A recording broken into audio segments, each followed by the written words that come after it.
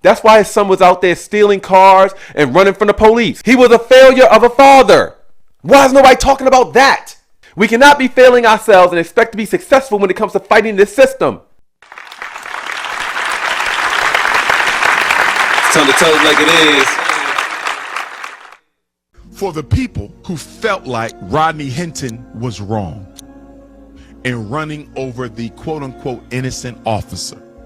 Some people, Negroes included, are saying this would have only been justice if Rodney Hinton would have unalived the officer, the exact person who unalived his son. I completely disagree. Me too. You know why? Rodney Hinton was not at war with a single officer.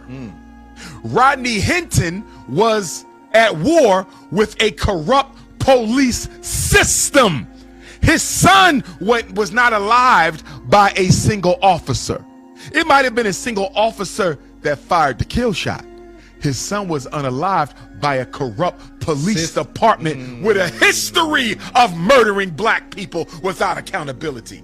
Now, if there's some kind of way to prove that that officer that he did kill was racist, was hateful, was a part of, he was included in some way included in one of these or many of these situations where our people were wrongfully accused or arrested or profiled, whatever the case is, you know, what it is that he's getting at, what he's trying to suggest, then that would make more sense. You do have those of our black people and other races of people who work for these, who are employed by these police departments that are corrupt.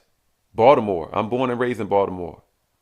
Do you remember the guy who was going to go to trial and snitch on everybody? He didn't make it. He ended up being unalived before the court date. That was not a coincidence. All because he wanted to do the right thing. You have good people working within these systems sometimes, but I'm not trying to argue that. I know I said all of that. I'm not trying to argue that. How about the fact that we, Umar Johnson, and too many of our black people continue to ignore?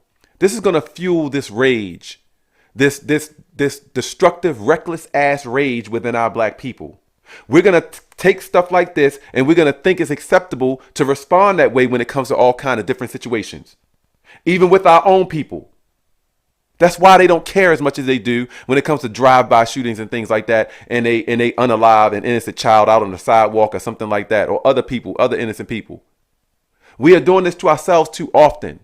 All you've done here is create an influence for our people to do destructive, reckless ass things. Why is no one considering the fact that that father, do your own research, that father has failed that boy significantly. His father failed him significantly. That's why his son was out there stealing cars and running from the police. He was a failure of a father. Why is nobody talking about that? If he wasn't failing as a father so much, that child wouldn't have been out there stealing cars and doing all kind of illegal stuff, running from the cops.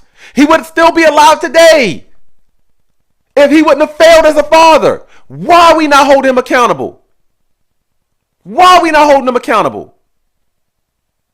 The same way in Baltimore City, many cities all across this country, our children are in that juvenile detention center, get arrested for stealing cars, robbing people, all kinds of crazy crimes, all kinds of destructive, horrible ass crimes.